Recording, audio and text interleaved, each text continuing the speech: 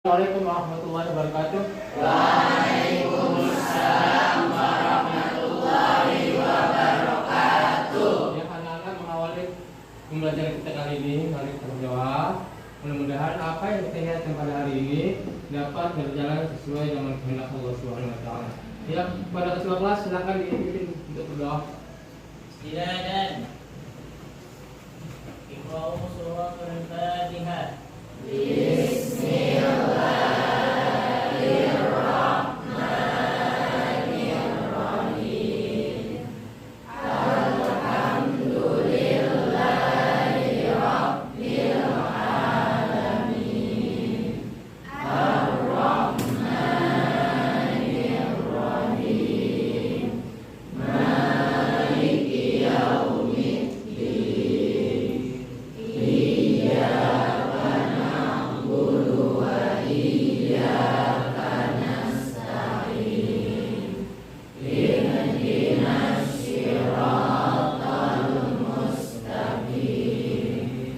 Siratal ladzina an'amta 'alaihim ghairil maghdubi 'alaihim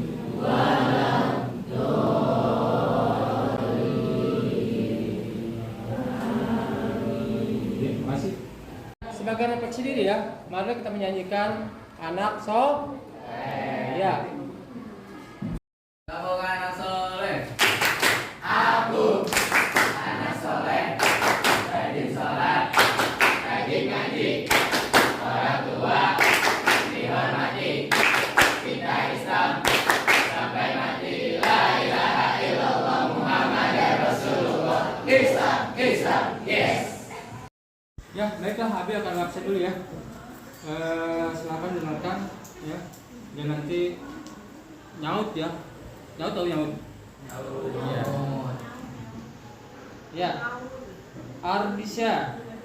Ada Azkia, Bilkis, Cayara, Cika, Dani, Hadir.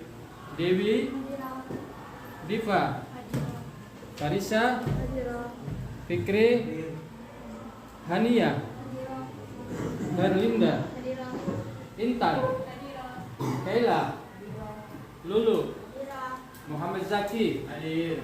Muhammad Amar. Sebelum kita memasuki pada materi ya, baiklah Abi akan mencoba ya dengan kamu menjawab soal ya, pretest ya. Apakah kamu sudah mempelajari bab ini atau belum? Ya. Nanti jawab silakan.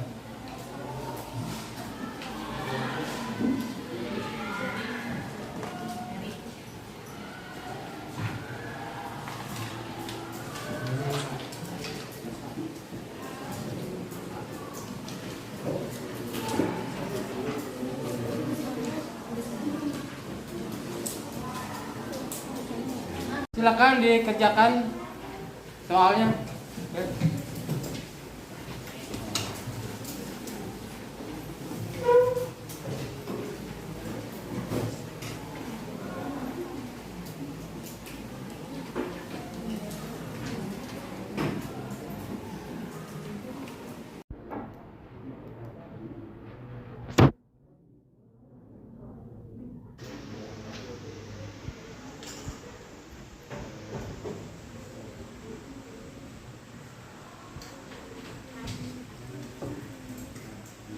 Ya anak-anak, waktunya sudah habis, silakan dikumpulkan.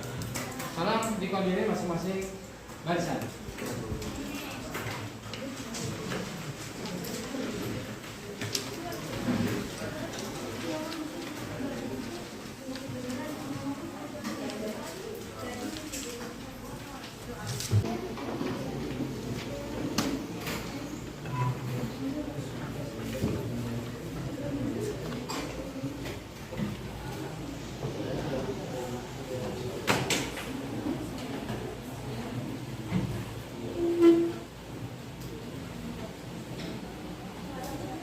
Ya anak-anak, sebagai persepsi ya,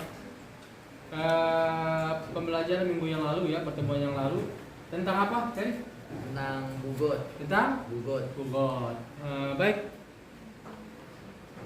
Coba Azkia.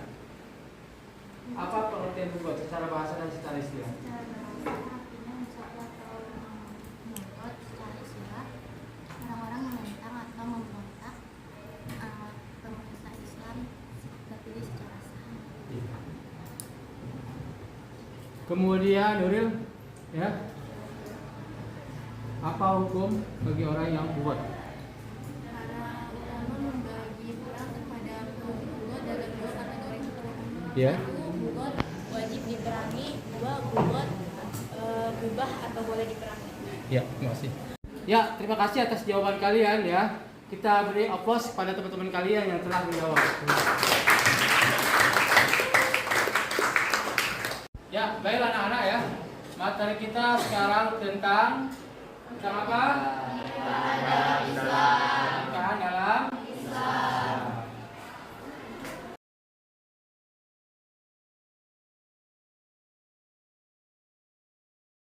Adalah tujuan pembelajaran. Yang pertama, melalui penjelasan guru, peserta didik dapat mengorganisir ketentuan perkawinan dalam hukum Islam dan perundang-undangan dengan baik dan benar. Yang kedua, melalui pemahaman dan penjelasan yang diberikan guru, peserta didik dapat membandingkan ketentuan perkawinan dalam hukum Islam dan perundang-undangan dengan baik dan benar. Ya, sekarang pengertian nikah. Ya, yang dimaksudkan adalah yaitu suatu akad ya yang menghalalkan pergaulan antara seorang laki-laki dengan seorang perempuan, tentunya dengan melalui ijab dan qabul. Ya, menurut kompilasi hukum Islam ya, tujuan pernikahan adalah mewujudkan rumah tangga yang sakinah, mawaddah, warahmah. Ya, setelah tadi kita membahas tentang pengertian nikah ya, sekarang kita beralih pada hukum pernikahan ya. Hukum pernikahan ya telah dijelaskan dalam Al-Qur'an dalam surah ya, An-Nisa ayat 3. Ya. Untuk ini Habib minta tolong silakan Radit dibaca ayatnya. Bismillahirrahmanirrahim. Wa in khiftum alla tuqsitu fil yatama fankihu ma taba lakum min nisa'i masna wa sulasa wa ruba'. Fa in khiftum alla ta'dilu fawahidatan aw ma malakat aymanukum dzalika adna alla ta'ulu. Shadaqallahul azim. Ya, untuk terjemahnya silakan Jaki untuk membacanya. Artinya, dan jika kamu khawatir tidak akan mampu berlaku adil terhadap hak-hak perempuan yatim, bila mana kamu menikahinya, maka nikahilah perempuan lain yang kamu senangi, 2, 3, atau 4. Tetapi jika kamu khawatir tidak akan mampu berlaku adil, maka nikahilah seorang saja atau hamba sahaya perempuan yang kamu miliki. Yang demikian itu lebih dekat agar kamu tidak berbuat zolim. Quran Surat An-Nisa ayat 4. Ya, terima kasih. Ya. Ya, para ulama menetapkan hukum nikah itu ada 5. Nah, yang pertama adalah mubah. Mubah ini berlaku bagi seseorang ya yang tidak terdesak oleh alasan-alasan yang mewajibkan dia harus segera menikah. Jadi ini mubah. Ya, kemudian yang kedua adalah sunnah. Ya. Hukum ini berlaku bagi seseorang ya yang memiliki bekal untuk hidup berkeluarga, mampu secara fisik ya, yaitu jasmani dan rohani untuk menyongsong kehidupan ya yang berumah tangga dan dirinya tidak khawatir terjerumus dalam perzinahan ya. Itu ya yang kedua. Dan yang ketiga adalah wajib. Hukum siapapun ya yang telah mencapai dan memiliki bekal ya untuk menafkahkan seorang istri ya, dan khawatir dirinya akan terjerumus ya dalam perbuatan zina ya. Dia khawatir ya kalau dia nggak nikah cepet-cepet ya, khawatirkan dia akan berzina. Nah, bila terjadi seperti ini maka wajib hukumnya ya untuk segera menikah. Dan yang keempat adalah makruh ya. Hukum ini berlaku bagi seseorang ya yang ingin segera menikah tapi dia belum punya bekal ya. Dia belum punya bekal ya, tapi dia sudah ingin nikah. Ya. Dan dia tidak khawatir ya akan terjerumus dalam suatu perzinahan ya. Maka hukum ini adalah makruh.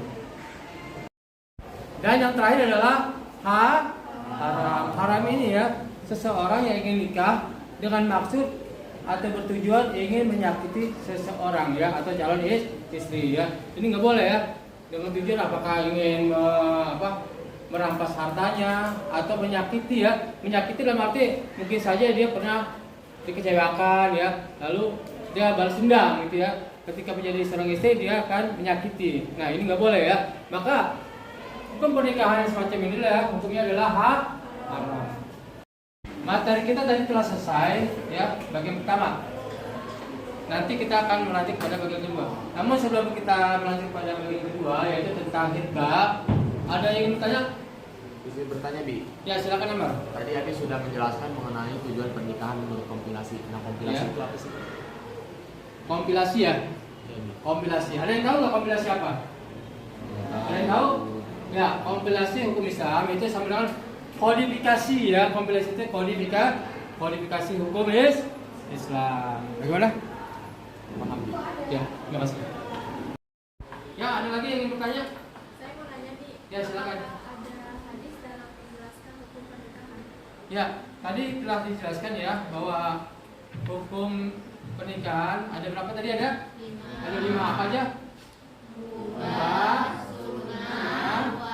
wajib, makruh dan haram. Nah, salah satu hadis ya tentang yang menjelaskan tentang pernikahan adalah yaitu kalau Nabi sallallahu alaihi wasallam an-nikahu sunnati. An-nikahu faman raghiba an sunnati falaisa minni ya. Kata Nabi ya, nikah itu adalah sunnahku ya. Jadi kata Nabi ya, nikah itu adalah sunnahku. Barang siapa ya, siapa orang ya yang tidak ingin menikah maksudnya ya, maka dia termasuk bukan umatku kata Nabi ya. Itu ya hadisnya ya. Ya, bagaimana? Cukup? Ya. Ya, baiklah, sekarang kita akan melanjutkan ke bagian yang kedua, yaitu tentang apa? Tentang hitbah atau meminang atau lamaran ya, itu ya. Nanti Abi akan tayangkan sebuah video, yaitu kebetulan ya video ini tentang hitbah adat Betawi ya. Silakan kalian ya saksikan video tersebut ya. Ya, ini ada video ya tentang apa ini? Tentang menghitbah ya atau meminang adat Betawi. Baik, kita saksikan ya.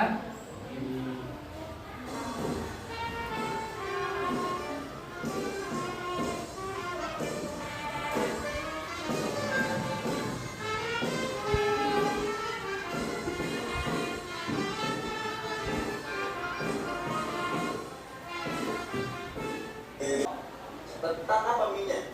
Ayo lah. Sabar ngapain sih, Jum? Kok ada apa? gini, Beh? Tadi Ayo ketemu sama perempuan. Namanya Jenab, Beh.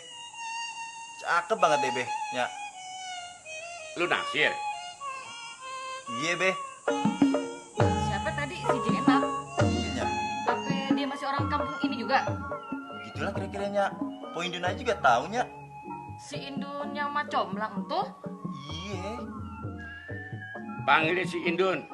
Biar dia yang jadi macomblangnya. Buat ngedelengin si Jenab. Biar nanti kita omongin di sini. Nah, makasih Bang Sembe sekalian buat si Jenab. Iya deh bang. Bang, punya buat ngelamar. Saat ngelamar biasanya utusan dari calon pengantin laki-laki terdiri dari 2 orang wakil orang tua, mak comblang, encang dan encingnya yang udah paham masalah ngelamar dan paham bener masalah agama. Buat orang Betawi, ngelamar itu pernyataan atau permintaan resmi dari pihak keluarga laki-laki. Adat dan tradisi Betawi juga harus nyiapin bawaan pokok pada saat ngelamar. Di antaranya sirih lamaran yang biasa juga disebut sirih embun. Ini bawaan pertama dan utama yang sifatnya wajib. Bawaan ini sebagai lambang kegembiraan dari pihak keluarga laki-laki. Sebab tahap ngedelengin udah nyampe pada tahap ngelamar. Terus bawa apaan lagi, Nya? Pisang raja 2 sisir, roti tawar, sirup merah sebagai lambang keceriaan dan uang sembe. Uang yang dikasih dari pengantin laki-laki buat pihak pengantin perempuan yang jumlahnya kagak terikat atau sesuai kesepakatan. Kenapa mesti pisang raja, Nya? Sebab pisang raja adalah pisang terbaik di antara pisang-pisang lainnya. Pisang ini pun ditaruh di atas nampan. Ujung pisangnya dibuatin topi ame kertas warna kuning, merah, atau emas. Assalamualaikum warahmatullahi wabarakatuh. Waalaikumsalam warahmatullahi wabarakatuh. Alhamdulillah, kita mengucapkan puji dan syukur kepada Allah Subhanahu wa taala. Amin. Bahwasanya kita masih diberikan nikmat sehat dan kita bersama bisa bersiraturahim. Nah, kedatangan kita sama rombongan calon tuan mantu mau ngelamar. Nah, demikian sambutan dari saya dan saya ucapkan terima kasih. Wassalamualaikum warahmatullahi wabarakatuh. Waalaikumsalam warahmatullahi wabarakatuh. Wakil tuan rumah juga mulain pembicaraan dengan ucapan salam dan hamdalah. Dan terus menjawab maksud tetamunya. Seudahnya sama-sama dengerin sambutan dari kedua belah pihak dan tuan rumah udah bersedia menerima lamarannya, lantas pihak dari calon tuan mantu ngasihin ciri lamaran yang udah disiapin. Mohon maaf nih, bapak-bapak, saya mau nanya nih, apa lamaran beserta perangkat-perangkatnya udah bisa diterima apa belum nih ya? Oh, bisa. Terus mungkin ada lagi yang saya mau tanyain nih. Maksudnya abang mau nanya apa nih bang? Kalau sekiranya Ani tahu nih bang, Iya. mungkin Ani bisa kasih tahu abang. Tapi kalau sekiranya sama sekali Ani nggak tahu nih bang nih, Iya. ya mohon maaf aja bang, mau bilang apa? Mungkin ya, namanya kita, pengetahuan kita cuma sekian aja bang, cuma segitu-gitunya deh. Iya. Itu bang. Kita dari jauh nih bang, pengen tahu calon none mantu. Kira-kira boleh kagak nih bang? Betul. Ya. Betul, kita pengen tahu tuh. Mau ngelihat maksudnya? Iya. Entar tuh gua tinggal berdua ya. Boleh. Aduh, terima kasih. Mana ya? Ada tadi panggilin. Ya, rasanya kita udah kagak sabar. Bang, Po, ini yang namanya Jenap. Nap, lu kasih salim nih. Yang ini bang. Iya. Masya Allah.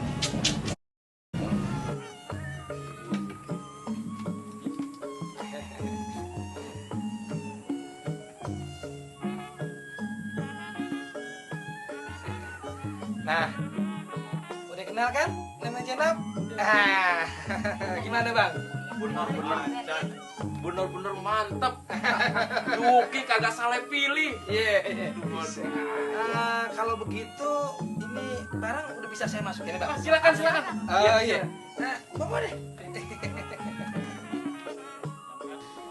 Dalam acara pengetean, utusan ngelamar kepengen kenal lebih jauh sama keluarga besarnya si gadis.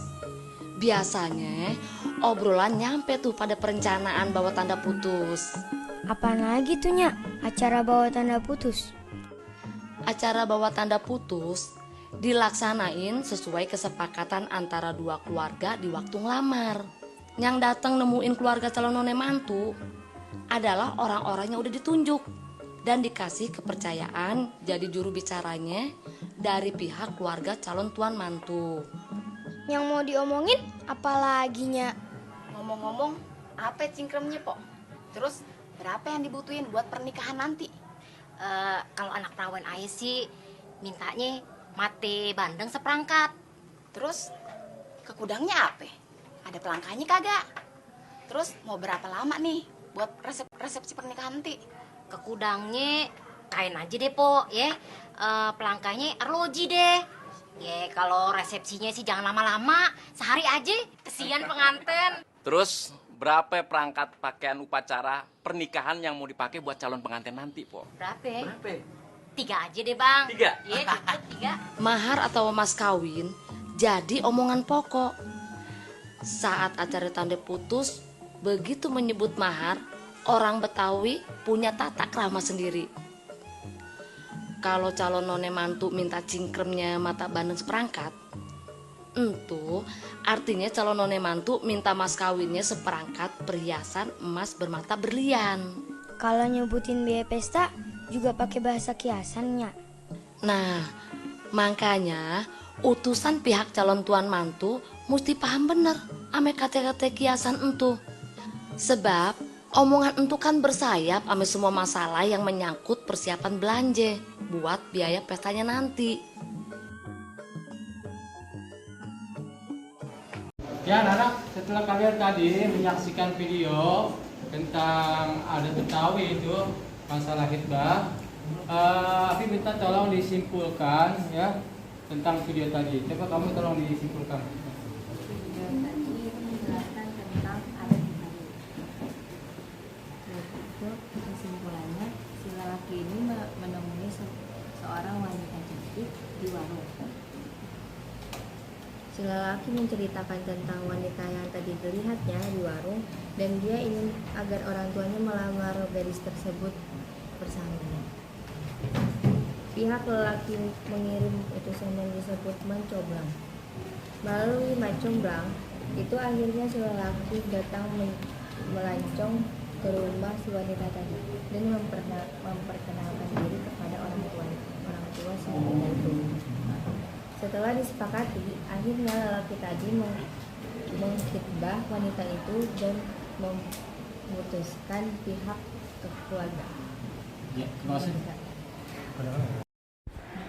Ya anak-anak, sekarang kita masuk pada materi diskusi ya. Nah, pada diskusi ini silakan kalian ya diatur mejanya dan berkelompok. Nah, dalam diskusi ini ya, Abi akan membagi 4 kelompok ya. 4 kelompok. Silakan diatur mejanya ya. Silakan ya. Ya, kelompok 1 ini ya, kalian pecahkan masalah yang ada kejadian di masyarakat kita ya tentang seseorang yang hamil ya di luar nikah ya. Karena aib keluarga akhirnya pasangan tersebut dinikahkan ya. Dinikahkan. Nah, apakah pernikahan itu sah atau tidak? Nah, silakan kalian bahas ya. Ini ya, silakan nanti ditulis semua ya. Silakan ditulis.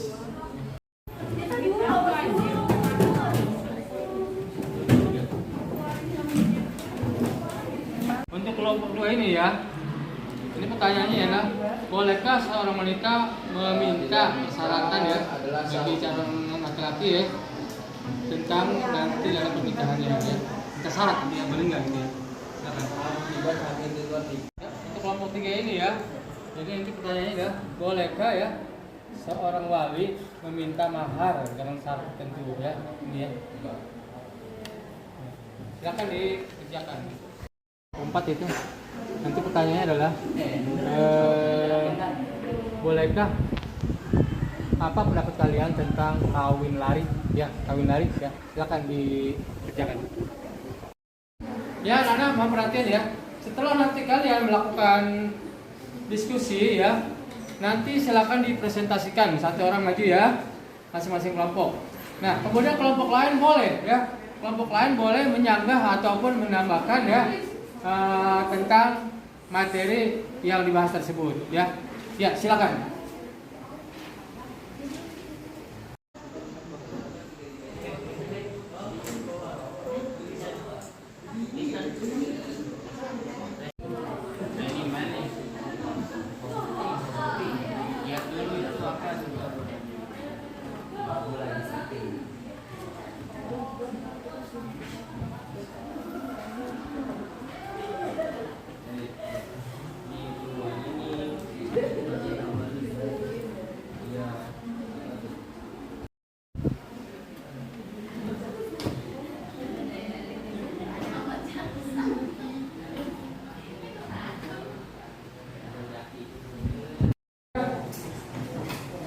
Baiklah anak-anak,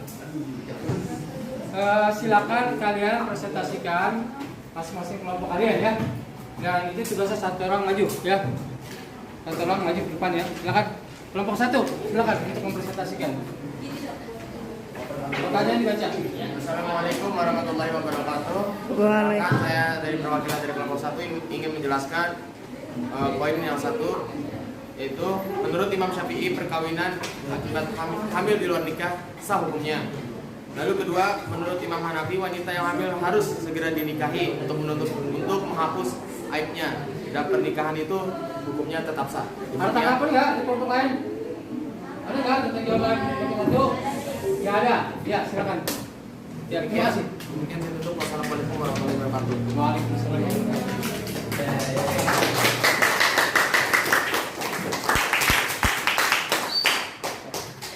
Ya, selanjutnya ada kelompok 2, silakan. Ya, silakan kelompok 2.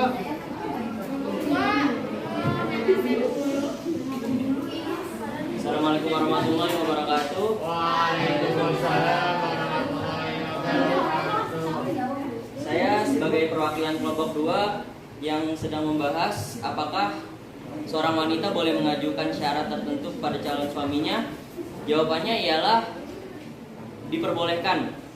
Contohnya para ulama memperbolehkan wanita mengajukan syarat tertentu pada calon suaminya selama syarat tersebut tidak melanggar syariat dan masih masuk akal. Seperti contohnya di mazhab Maliki, Hambali dan Syafi'i. Terima kasih. Ada tanggapan kelompok lain? Ada tanggapan? Ada. Ya, silakan, terima kasih.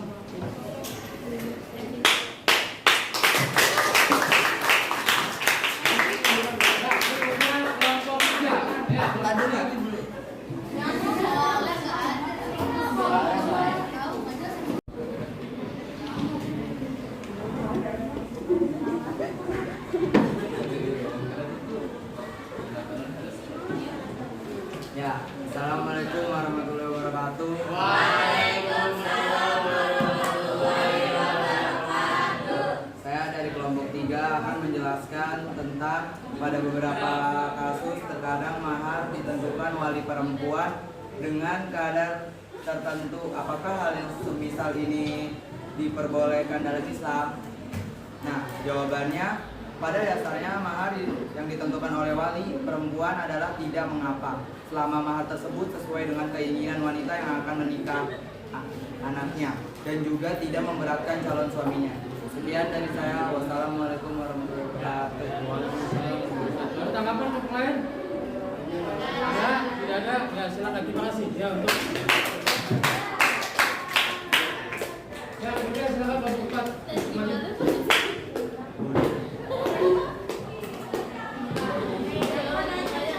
Perhatikan.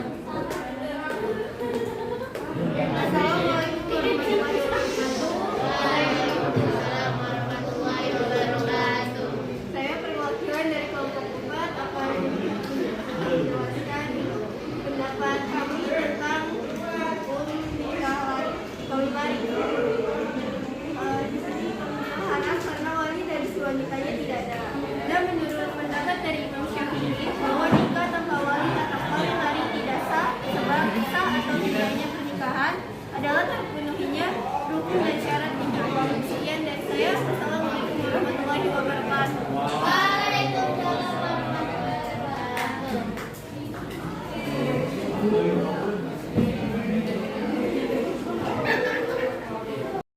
Ya anak-anak, terima kasih ya atas penyampaian presentasi yang telah kalian diskusikan ya.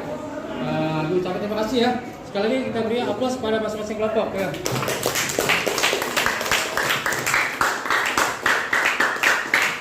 Sebelum kita mengakhiri ya, telah salah satu dari kalian untuk membacakan hikmah daripada pembelajaran kita hari ini. Ya, silakan Arif. Hikmah bagi masyarakat.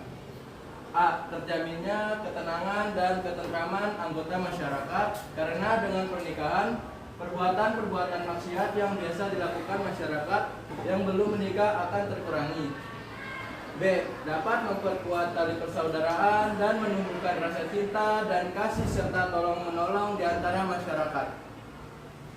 1. Pernikahan adalah ikatan lahir batin yang dilaksanakan menurut syariat Islam antara laki-laki dan perempuan untuk hidup bersama dalam satu rumah tangga guna mendapat keturunan. Hukum asal pernikahan adalah sunnah. 2. Kitbah atau pinangan adalah permintaan seorang laki-laki kepada seorang perempuan untuk dijadikan istri dengan cara-cara umum yang sudah berlaku di masyarakat. Adapun perempuan yang boleh dikitbah adalah A. Perempuan yang belum bersatu sebagai istri orang lain. B. Perempuan yang tidak dalam masa iddah. C. Perempuan yang belum dipinang orang lain. Jumhur ulama berpendapat bahwa melihat wajah dan kedua telapak tangan dibolehkan saat khitbah karena dengan hal tersebut dapat diketahui kehalusan tubuh dan kecantikannya. 3. Sebagian wanita ada yang haram dinikahi untuk selama-lamanya karena sebab-sebab tertentu, dan sebagian lain ada yang haram dinikahi untuk sementara waktu karena adanya sebab-sebab tertentu juga. Oke, terima kasih untuk hikmah yang saya sampaikan tadi. Ya, terima kasih telah dibacakan hikmahnya. Anak-anak ya, dengan demikian materi kita hari ini telah selesai ya.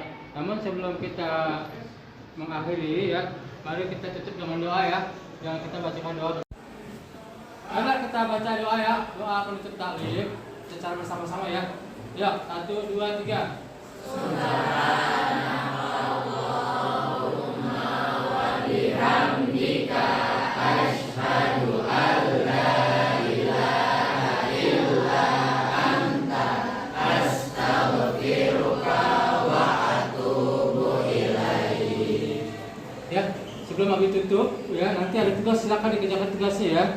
Akan kami kirim melalui Google Form ya atau e-learning ya. Akhir kalam. Assalamualaikum warahmatullahi wabarakatuh.